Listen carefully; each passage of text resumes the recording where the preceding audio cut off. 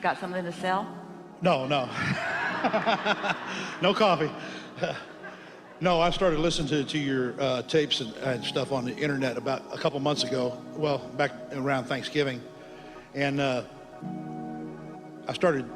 really liked what you got, the law of attraction and everything. And so on January the 10th, I said, well, I'm gonna put this thing to the test, because I on some of your things you said is just as easy to manifest a button as it is to manifest a castle. Actually, the other way around, but we get your point. But so I said, okay, on January the 10th, I'm gonna manifest a button. I mean, I'm a single man. I don't have any sewing stuff. Everything I got's snaps, you know. So I mean, I'm like,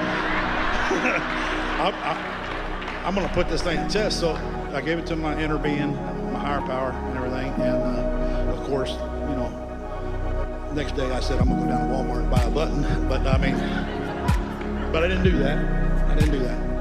So I said I'm gonna do this, and I let it go. And I've been trying to get my, they call it the receiving mode. Well, on February the 7th, I was putting my dogs in the truck, and they had muddy feet on them, everything. I picked up the rag and everything, and was wiping their feet off to get in the truck, and this button fell out.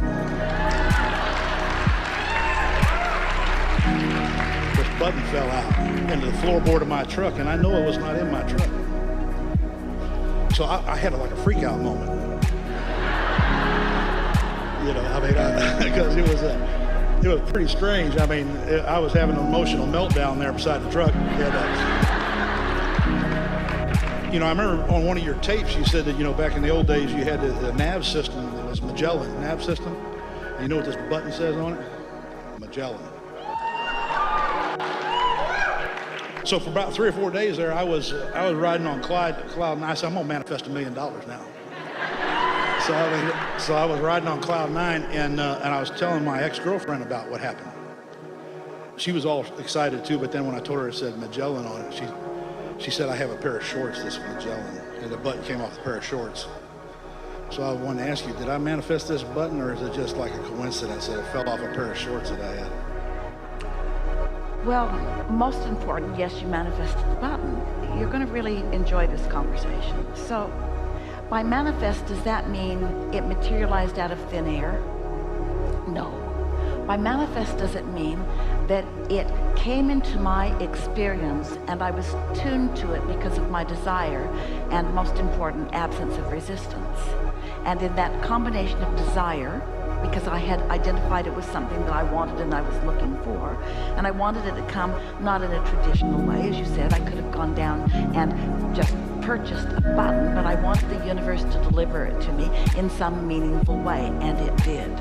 But then, when you begin applying logic and you try to talk yourself out of it, then that can sort of undo some of the fun that happens. We have 2 manifestation stories that we want to give to you, while there are endless ones that you could tell to each other. But these are significant. We were visiting with a woman on the telephone one day years ago when Esther was still doing telephone consultations. And she wasn't having any of us. She wanted a fortune telling, and she wanted it to be good. She wanted us to create in her reality. She didn't want to learn how to be her own deliberate creator.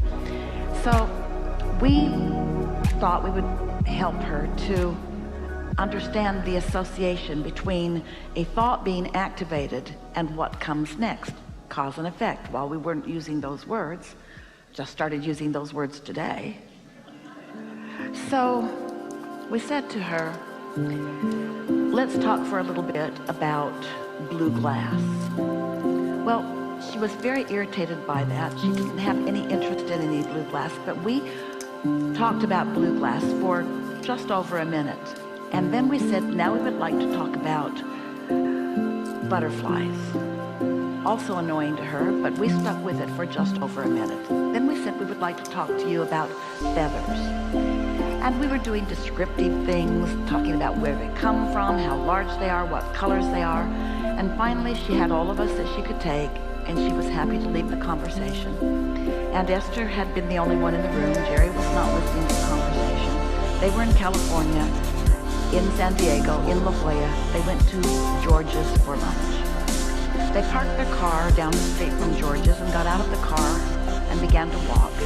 And Esther felt this urgency, a very strong compulsion to go into a shop. Now that in and of itself is not unusual. And dragging Jerry into it isn't either. But Esther meant to be in there for no reason except she just couldn't not. And when they got inside, deep into the back of the shop, there was a wall of blue glass, wall to wall, ceiling to floor, every color and texture and depth of blue. Well, blue wasn't something they were looking for. They weren't looking for anything. Esther didn't even make the association between the consultation and what she was seeing.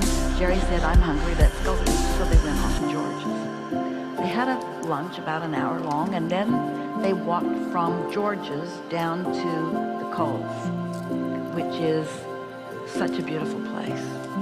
And as they were walking across this big apron of grass, a flurry of butterflies so intense that for a while they couldn't talk because they would eat butterflies.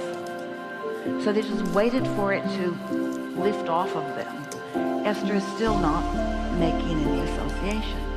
And then Jerry said, "Look at that little boy. He looks like he knows you." And he was running toward Esther and handed her a feather. He'd picked up a pigeon's feather and felt inspired because he's pure positive energy to be the fairy of the universe that the universe was using to deliver to Esther the meaningful context of all of this stuff. There are fairies of the universe everywhere.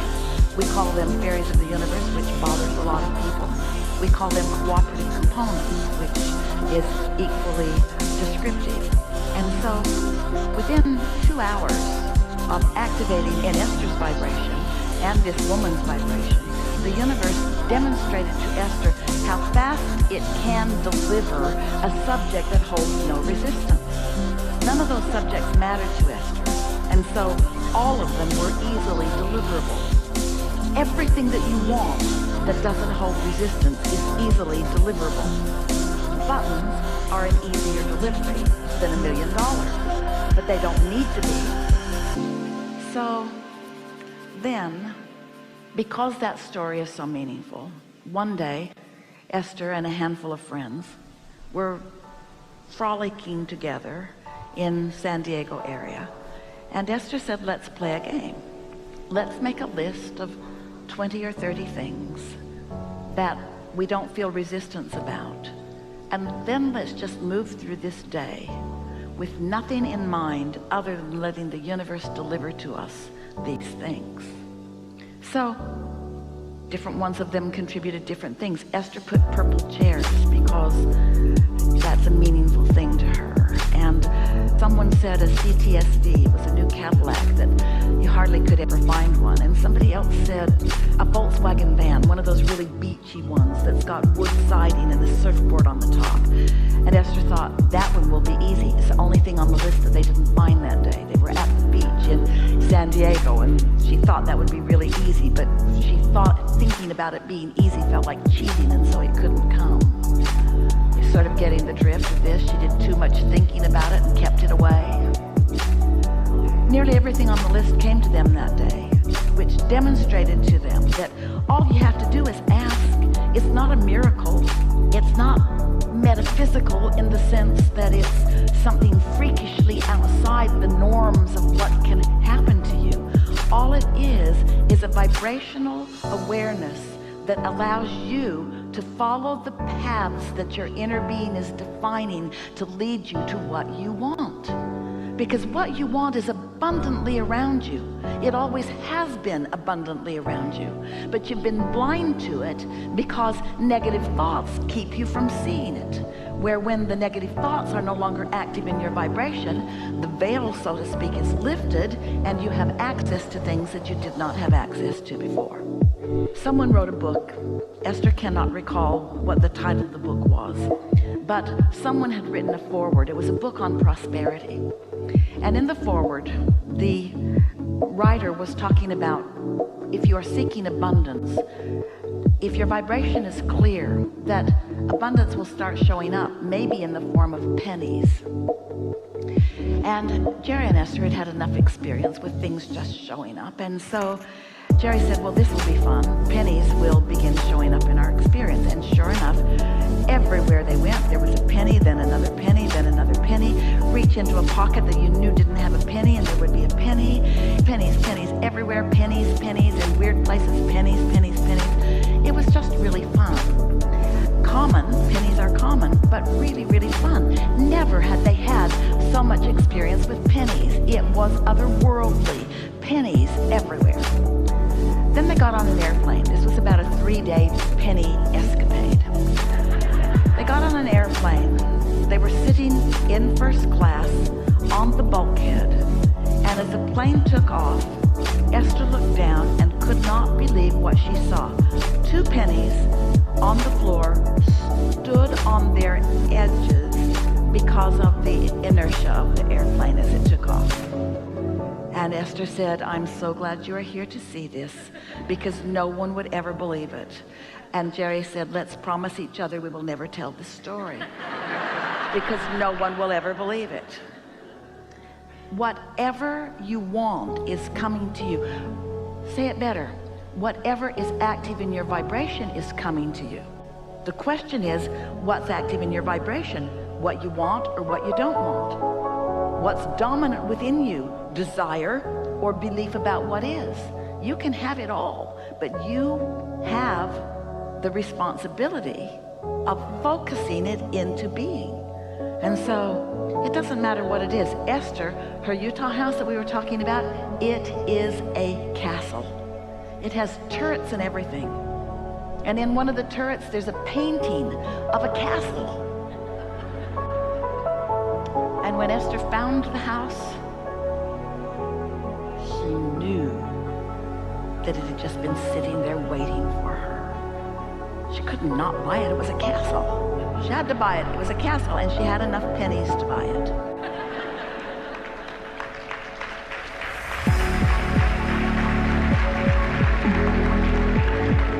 Enough? I choose to think I manifested it. So. You did. No question about it. No question about it. You choose to believe that it came out of thin air? No, I know it. We're asking this. It's all right if you choose to believe that, because things can. It's a sophisticated focus that allows that to happen. But thoughts are turning to things. And the amount of time that it takes for vibrations to turn to thoughts, and thoughts to turn to impulses, and impulses to turn to urges, and urges to turn to rendezvous, and rendezvous to turn to things. It does not matter what you're asking for. It does not matter what is active in your vibration. Nothing is off limits. If you can dream it, it will be. And dreaming is the key here, because in dreaming you're out ahead of it. We didn't say if you can wrestle it to the ground and kill it, it will be. Oh, stuff like that means too, but it's mediocre in comparison. Wouldn't you rather have a button just show up in some weird way like that? And don't let your ex-girlfriend, she's an ex for a reason.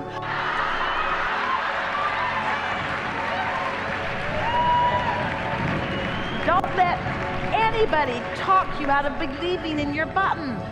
Believe in your button. The universe delivered it to you, but it delivered it to you through the path of least resistance. So does that bother you? Oh, don't bring it to me through the path of least resistance. That's not magic enough. There's a story, Esther read it, of a young couple in a boat, and they're newly in love, and he's given her a beautiful ring, and she's dangling her hand in the water, and her ring comes off. And years later, he is fishing, and he catches a fish, and when he cleans it, the ring is inside.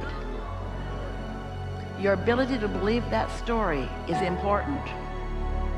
So many say, yes, somebody just made that up. Somebody just made that story up to make us believe in things that are not possible. But the law of attraction could send a fish to get that ring and inspire you to be in the boat the day the fish is hungry. The law of attraction could put that kind of timing together. Things like that happen all the time.